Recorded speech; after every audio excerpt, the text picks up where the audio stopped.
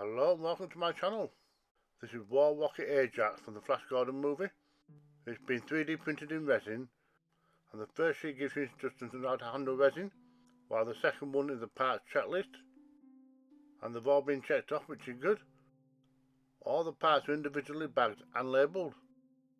I'm not used to seeing an organisation like this. It's just a shame it doesn't come with any assembly instructions. Let's open up a bag and check it out. On this one, you can see a little bit of stepping from the printing process. So all I'm going to do is give it a once over with a sanding sponge to help smooth them out. Most of the other parts do have the supports on them. Some will snap off gently in your hands, while others will need clippers. But considering all the parts are small and fragile, best take care. And naturally all those little connection points leave behind little bumps, so they need filing down. And on this case the sides are a little bit uneven as well, so flatten them out.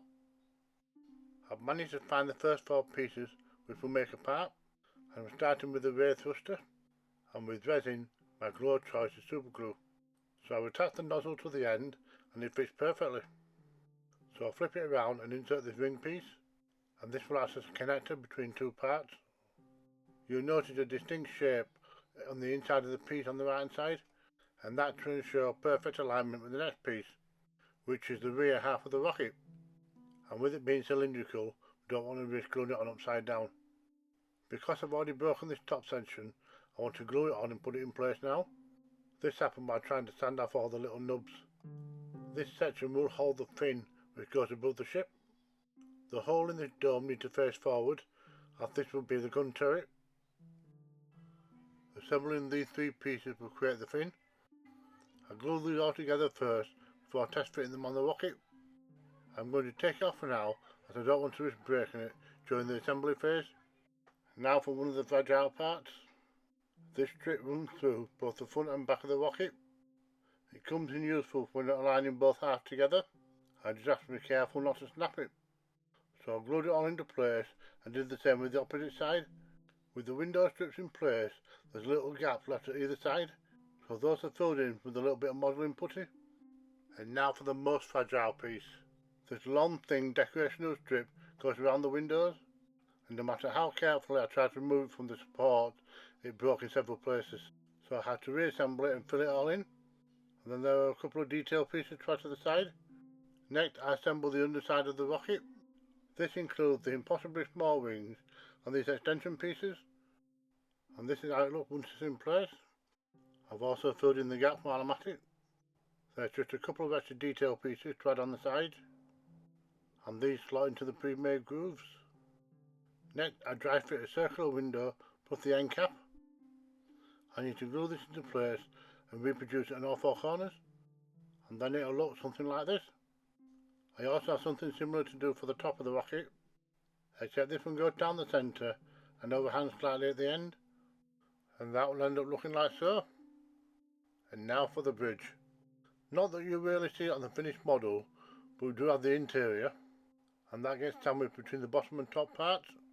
The only problem is none of the pieces are in alignment, so I've got to put a bit of work in. And even then, there's still a little bit of a gap. So it's time to break out the filler putty again. There's a few more bits and pieces to add now, including the fin. Some pieces are either broken, missing, or just too fragile to use. So I went ahead and added some of my own customizations, and I'm pretty happy with how that's looking. And it should look even better still once it's had a coat of filler primer. And I always prefer grey. This will help show up any mistakes and give me a chance to fine tune the model. And I do that by giving it a light sanding as well as filling in any noticeable gaps. And after that I can coat it in its primary colour, which is gold. There, it's all nice and shiny. There's a lot of black and red detail to add. I start off with the red. I freehand it where I can, and the more complicated areas I use masking tape. Because I'm painting directly onto a reflective surface, I need to give it 2 or 3 coats, and you can see already that little bit of colour makes this model pop. Masking can really speed up the painting process, as you can just slap the paint on and not worry about the edges. But then again, if you don't line it up quite right, you have to do a lot of touch-up work. I freehand the logo on both sides of the fin. It's essentially a yellow diamond in a red circle. There's a little bit of detail missing, but it's just too fine for me to replicate. The red spots I'm putting down the side are supposed to be diamond shaped, but once again, they're hard to replicate. I use a few different techniques to create some panelling. This helps give you a sense of scale. I start off by using some different shades of gold, and I also use a combination of black and brown ink along with some masking tape, and then I add a streaky vertical wash. This creates the impression that dirty water had dripped down following the flow of gravity. Then once I've sealed everything in with the matte sealer, Warlock Ajax is dispatched. This was definitely a challenging kit, primarily because of its size and detail. There were also a number of inconsistencies when you compare it with the film version, and this meant that I had to make a bunch of compromises. But all in all, I think I pulled it off. And in case you're wondering, Gordon's alive!